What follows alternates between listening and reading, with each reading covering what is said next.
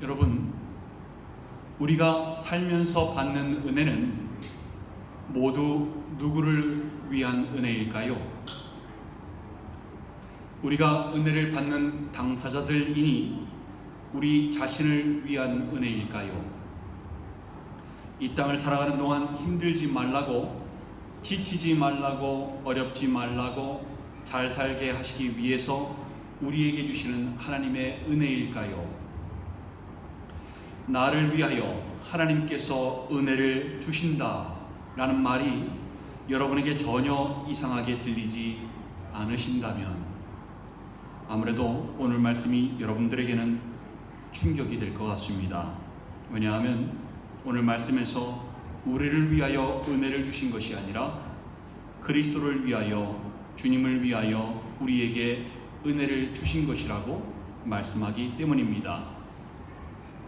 나를 위해서 나에게 은혜를 주신다고 생각했는데 그게 아니라 주님을 위해서 주신다고 말씀하니 내 생각과 말씀의 불일치가 충격으로 다가오는 것입니다.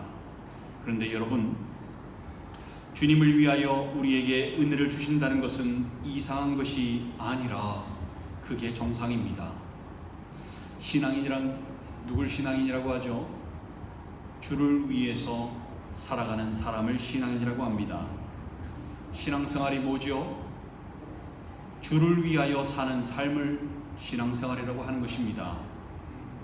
우리가 살아도 주를 위하여 살고 죽어도 주를 위하여 죽나니 라고 로마서 14장 8절에서 말씀하고요, 고린도후서 5장 15절에서는 그가 모든 사람을 대신하여 죽으심은 살아있는 자들로 하여금 다시는 그들 자신을 위하여 살지 않고 오직 그들을 대신하여 죽었다가 다시 살아나신 이를 위하여 살게 하려 함이라 라고 말씀합니다. 두 말씀 다 누구를 위해서라고 말씀합니까? 주를 위하여 라고 말씀합니다. 우리가 이 말씀을 수없이 듣고 보고 했으면서도 여전히 나를 위하여서 은혜를 주신다고 생각하는 건 뭐 때문일까요? 여전히 진정한 의미를 깨닫지 못했다는 것을 의미합니다. 우리는요, 주님께서 나를 위하여 이 땅에 오셨고 나를 구원하시기 위하여 십자가에 못 박히셨다라는 말을 많이 하죠. 이것은 우리의 신앙 고백이기도 하고 분명히 맞는 사실입니다. 근데 뭐가 문제인가 하면요, 주님께서 나를 위하여 오셨다는 것에 끝나는 것이 문제입니다. 여기서 끝나게 되면요, 우리의 삶은 우리 자신을 위한 것이 되어버립니다. 나를 위하여, 나를 구원하시기 위하여, 나에게 복 주시기 위하여 오셨기 때문에 모든 삶의 중심은 내가 되어버립니다. 내 삶을 주관하기를 원하시는 주님을 내 중심의 자리로부터 몰아내버리는 것입니다. 이게 얼마나 위험한지 깨달아야 합니다.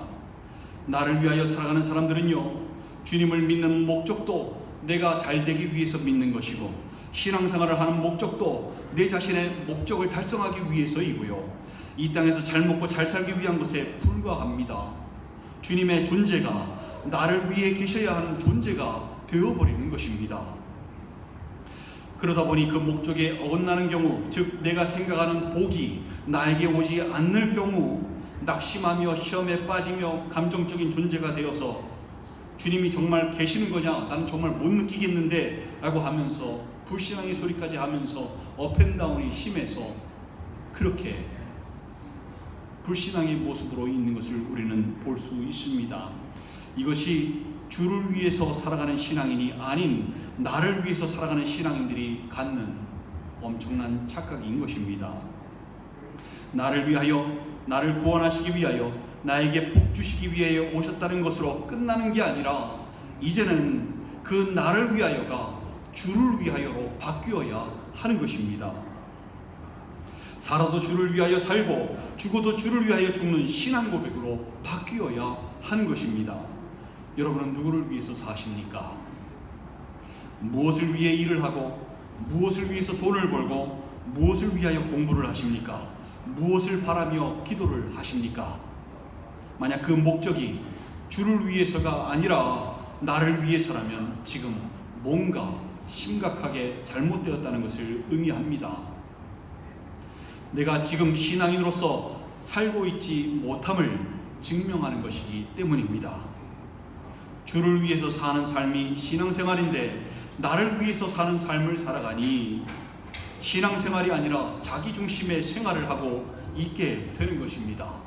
가만히 자신을 분별해 보시기 바랍니다. 지금 내가 주님을 위한 삶을 살아가고 있는지 아니면 나 자신을 위한 삶을 살아가고 있는지. 또 하나 깨달아야 하는 말씀이 마태복음 16장 24절인데요. 누구든지 나를 따라오려거든 자기를 부인하고 자기 십자가를 지고 나를 따를 것이니라 라고 하셨던 주님의 말씀 기억하십니까? 우리가 역시 수없이 듣고 읽고 했던 말씀 아닙니까? 근데 여러분, 여기서 자기를 부인하고 라는 말씀을 어떻게 받아들이십니까? 왜 주님은 주님을 따라가려면 자기를 부인해야 한다고 말씀하셨을까요? 그 이유도 오늘 말씀과 다르지 않습니다. 자기에 대한 부인이 없으면요, 주님을 위해서 절대로 살 수 없기 때문입니다. 자기를 부인하지 않으면 자기를 위해서 살 수밖에 없기 때문입니다. 또 자기를 위해서 살아가는 사람이 십자가를 질 가능성은 더더욱 없기 때문입니다. 그래서 주님을 따라가려면 자기를 부인해야 한다고 말씀하신 것입니다. 자기를 부인하지 않으면 신앙을 지키지 못할 뿐더러 믿음조차 생기지 않게 되는 것입니다. 자기 자신을 위한 삶을 살면서 신앙생활을 한다고 생각하는 것이 큰 착각이고요. 이미 천국에 들어가는 것을 기정사실화 된 것처럼 생각하며 이제 이 땅에서 잘 먹고 잘 사는 일만 남았다고 생각하는 것이 큰 착각인 것입니다. 나를 위해서 사는 삶이 신앙생활이 아니라 주를 위해서 사는 삶이 신앙생활이라는 것을 절대로 잊지 마시기 바랍니다. 애초에 우리는 그렇게 지음을 받았습니다. 이사야서 43장 7절에서 내 이름으로 불려지는 모든 자 곧 내가 내 영광을 위하여 창조한 자를 오게 하라. 그를 내가 지었고 그를 내가 만들었느니라 라고 하나님께서 말씀하셨습니다. 우리를 지으신 목적이 뭐예요? 하나님의 영광을 위해서입니다. 고린도전서 6장 19절 20절에서도 같은 말씀을 하는데요.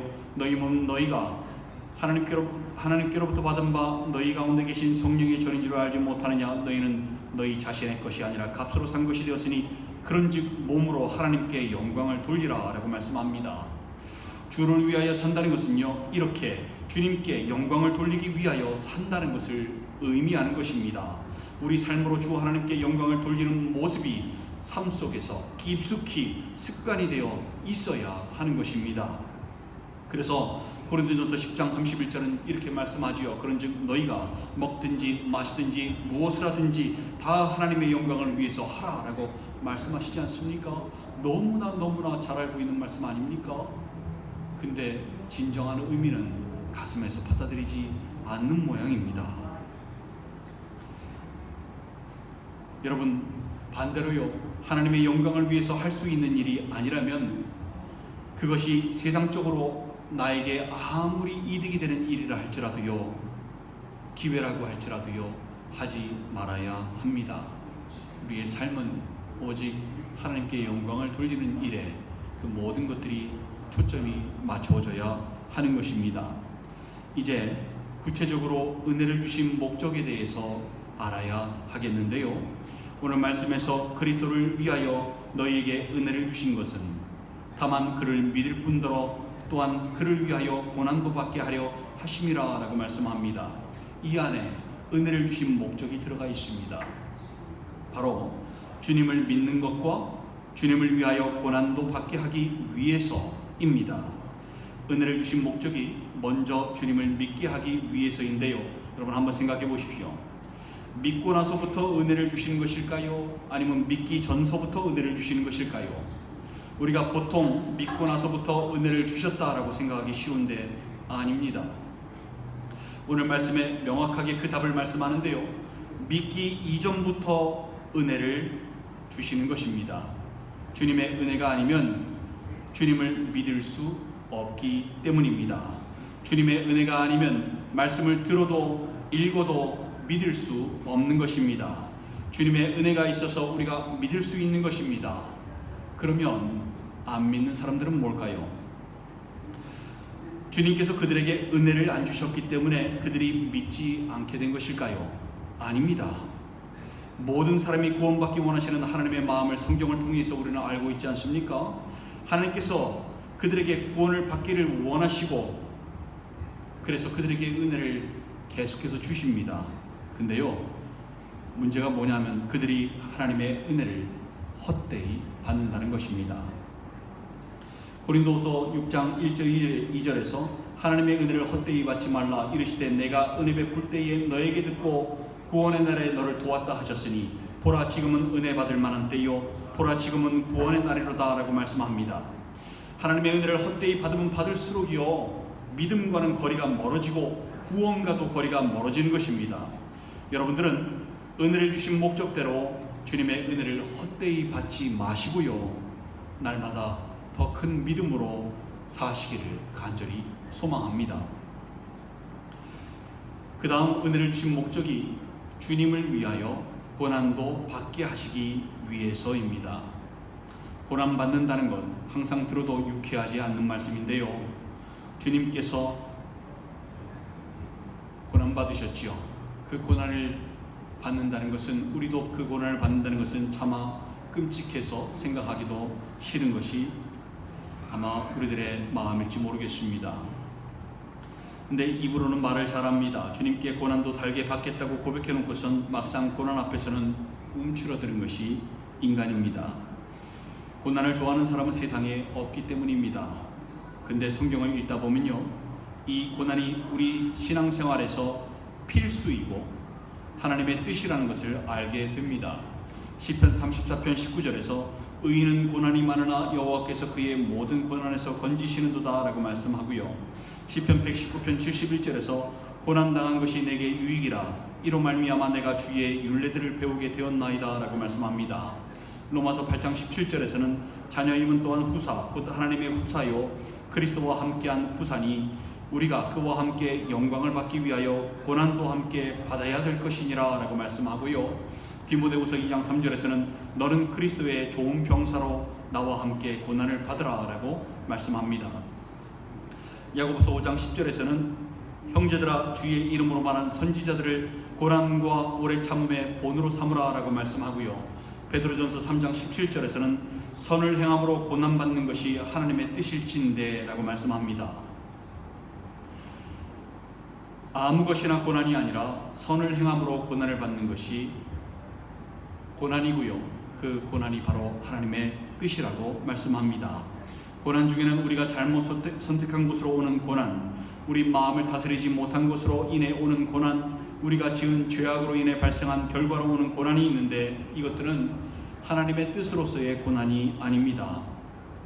선을 행함으로 받는 고난이 우리가 받아야 하는 고난, 하나님의 후사로 영광을 받기 위한 고난, 하나님의 뜻으로서의 고난인 것입니다. 그렇다면 선을 행함으로 받는 고난이 무엇일까요? 먼저 어떤 상황 속에서도 믿음을 지키는 것입니다. 우리가 주님을 믿는다는 것은요, 예수 그리스도를 내 주님으로 영접한 순간만, 그 순간만을 의미하는 것이 아닙니다. 영접한 순간뿐만 아니라 그 이후에도 계속적으로 그 믿음을 지켜나가야 하는 것입니다. 특히 초대교회 당시는 빌립보 교회뿐만 아니라 대부분의 교회들이 극심한 핍박을 받았는데요, 로마 황제로부터 혹독한 탄압을 받았습니다. 누구는 사자밥이 되기도 했고 누구는 인간 횃불이 되기도 했고 정말 말하기조차 처참한 순교를 당한 신앙인들이 많았습니다. 그렇게 믿음 자체를 유지하는 것이 고난이었습니다. 초대교회 성도들은요, 대부분이 그 혹독한 고난을 이기고 믿음을 지켰지만 다는 아니었습니다. 어떤 사람들은 신앙을 부인하거나 세상을 사랑하여 다시 세상으로 돌아간 사람들도 있고 또는 유대교로 돌아간 사람들도 일부 있었습니다.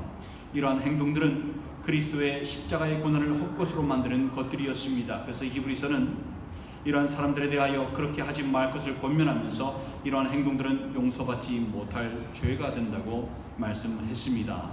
그러므로 믿음을 지킨다는 것 자체가 바로 그리스도의 고난에 동참하는 것입니다.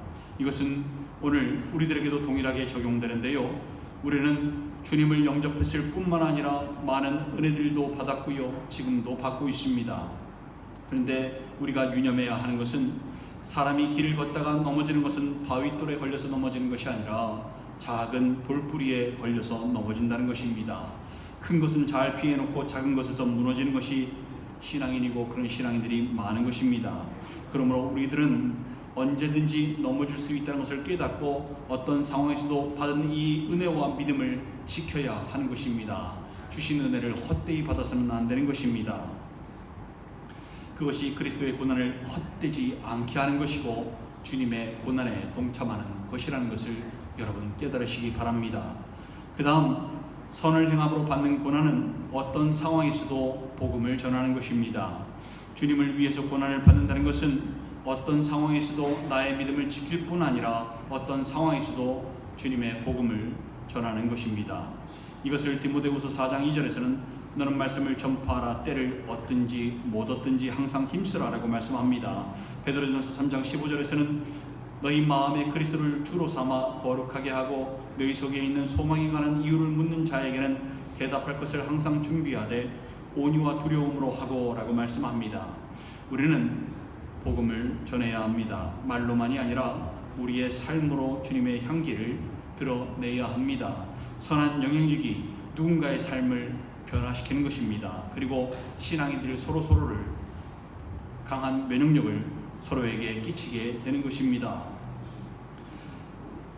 만약 초대교회 성도들이 극심한 고난 중에 자신만 믿고 천국 가고 다른 사람들에게 복음을 전하는 일이 그 일에 관심이 없었다면 아마 오늘 우리는 이 자리에 있지 못했을 것입니다. 나만 구원받으면 그만이라고 생각하며 정작 삶에서는 빛과 소금의 역할을 하지 못하는 교회와 사람들이 정말로 많이 있습니다. 악을 행하지 않는 것이 선이라고 착각하고 예수 믿는다는 것만 입으로 시인하면 신앙인의 선한 의무를 다하는 것처럼 편하게 생각하는 신앙인들이 많이 있습니다. 근데 주님은요, 마태복음 5장 13절에서 16절에 소금과 빛에 대해서 이렇게 말씀하십니다. 너희는 세상의 소금이니 소금이 만일 그 맛을 잃으면 무엇으로 짜게 하리요? 후에는 아무 쓸데없어 다만 밖에 버려져 사람에게 밟힐 뿐이니라. 너희는 세상의 빛이라. 산 위에 있는 동네가 숨겨지지 못할 것이요 사람이 등불을 켜서 말 아래 두지 아니하고 등경 위에 두나니 이러므로 집안 모든 사람에게 비치느니라. 이같이 너희 빛이 사람 앞에 비치게 하여 그들로 너희 착한 행실을 보고 하늘에 계신 너희 아버지께 영광을 돌리게 하라 라고 말씀하십니다. 소금이 그 맛을 잃어버리면 과연 그것을 소금이라고 할 수 있을까요? 빛이 그 빛을 잃어버리면 과연 그것을 계속 빛이라고 할 수 있을까요? 없는 것입니다. 마찬가지로 소금과 빛의 신앙인들이 그 선한 영향력을 잃어버린다면 그 신앙인을 신앙인이라고 할 수 있을까요? 없는 것입니다. 신앙인이라면 지금도 소금의 역할, 빛의 역할을 하며 세상이 썩지 않게 방부제 역할을 하며 맛을 내며 어두운 것을 비추며 표류하는 배들의 등대가 되어야 하는 것입니다. 이것이 선을 행함으로 고난을 받는 것이고요, 은혜를 주신 목적을 이루는 삶인 것입니다. 이것이 또 언제든지 주의 복음을 전하는 삶인 것입니다. 사랑하는 지체 여러분, 우리는 주님으로부터 넘치는 은혜를 받아왔고 지금도 받고 있습니다. 구속하여 주신 그 은혜는 가장 큰 은혜입니다. 하늘나라의 소망을 주셨습니다. 마음의 평강도 주십니다. 삶 가운데 삶 전반에 걸쳐서 풍성히 내려주시는 은혜도 있습니다. 부족하고 연약한데도 포기하지 않으시고 오른손 잡아주셔서 이끌어주시며 기다려주시며 참아주시는 은혜가 있습니다. 부모가 말 안 듣고 땡깡 부리는 아이를 품에 안아서 집으로 이동하듯 우리 역시 품에 안으시고 인도하여 주시는 은혜가 있습니다. 이 모든 것이 주님의 은혜인데 이 은혜를 주신 것은 나를 위해서가 아니라 주님을 위해서인데 우리는 종종 착각을 하면서 사는 것 같습니다. 여러분, 나를 위해서가 아니라 주님을 위해서라는 사실을 인지하시기 바랍니다. 그리고 나를 위해서라는 것을 내 영광을 위해서가 아니라 주님의 영광을 위해서라는 것을 깨달으시기 바랍니다. 나를 위해서 내 영광을 위해서 이거를 내 머릿속에서, 내 가슴 속에서 지워버리시기 바랍니다. 그래서 어떤 상황에서도 믿음을 굳건히 지키시고, 또 어떤 상황에서도 삶으로 복음을 전함으로 빛과 소금의 역할을 잘 감당하며 주변에 선한 영향력을 끼치며 주님의 고난에 동참하며 살아가야 합니다. 그러한 여러분들 되셨으면 좋겠습니다. 그렇게 살라고 우리에게 은혜를 부어 주시는 것입니다. 그게 우리에게 주신 은혜의 목적인 것입니다. 우리는 부르시는 그날까지 그 목적을 이루어 드리는 귀한 삶을 살아야 하는 것입니다. 여러분, 한 사람 한 사람 모두가 다 그러한 삶을 사시는 여러분들 되시기를 주님의 이름으로 축원드립니다. 함께 기도하시겠습니다. 여러분, 지난 삶을 다시 한번 우리 되돌아봤으면 좋겠습니다. 우리는 스스로 신앙인들이라고 얘기하지만 과연 누구를 위해서 살아왔는지, 난 무엇을 위해서, 누구를 위해서 기도를 하고 있는지, 무엇을 위해서 일을 하고, 무엇을 위해서 공부를 하고, 무엇을 위해서 살아가고 있는지, 여러분, 그게 혹시 나 자신을 위해서이고 내 가족을 위해서이고 주님이 아닌 다른 것을 위해서라면 빨리 바뀌어야 할 것 같습니다. 나를 위해서, 내 영광을 위해서 사는 사람은 신앙인이 아닙니다. 믿음을 지킬 수가 없습니다. 은혜를 헛되이 받는 사람의 모습인 것입니다. 이 시간 머릿속에서 나를 위해서, 내 영광을 위해서를 단어를 지워버려야 할 것 같습니다. 그리고 주를 위해서, 주님의 영광을 위해서라는 말로 갖다 놔야 하겠습니다. 그리고 그렇게 삶을 살아가야 하겠습니다. 이 시간 기도하심으로 그 다짐을, 그 각오를 하셨으면 좋겠습니다. 주님의 뜻대로 살아가는 것이 바로 이것임을 깨닫고 그렇게 살아가시는 여러분 되셨으면 좋겠습니다. 여러분을 겸손히 나아가셔서 붙들어 달라고, 주님 그렇게 살기를 원합니다. 삶 가운데서 더욱 역사하여 주셔서 나를 위한 삶이 아니라 주님을 위한 삶 살아가게 인도하여 주시옵소서 라고 이 시간 우리 함께 기도하시겠습니다.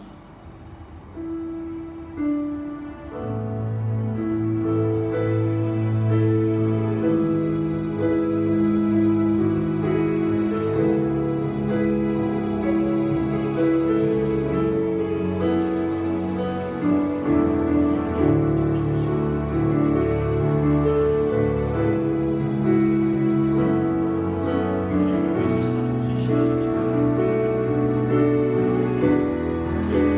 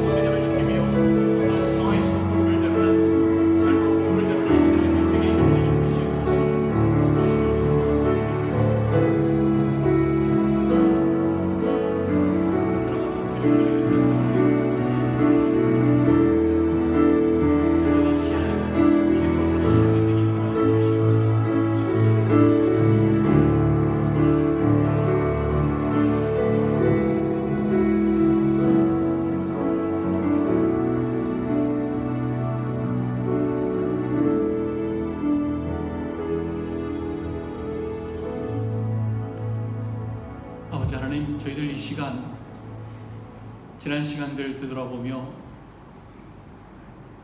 나를 위해서 살아왔던, 내 영광을 위해서 살아왔던 지난 시간들 회개하며 나아왔습니다. 아버지, 이제는 저희들 주님을 위해서, 주님의 영광을 위해서 살아가는 신앙인들 되게 인도하여 주시옵소서. 은혜를 주신 목적이 바로 그것임을 깨달아 알게 인도하여 주시옵소서. 나를 위해서 은혜를 주신 것이 아니라 주님을 위해서 은혜를 주셨음을 깨달아 알고, 그 모든 내가 하는 모든 일들이 주님의 영광을 위해서, 주님을 위해서 이게 인도하여 주시옵소서. 저희들 삶 가운데 인도하여 주시고 붙들어 주시니 감사합니다.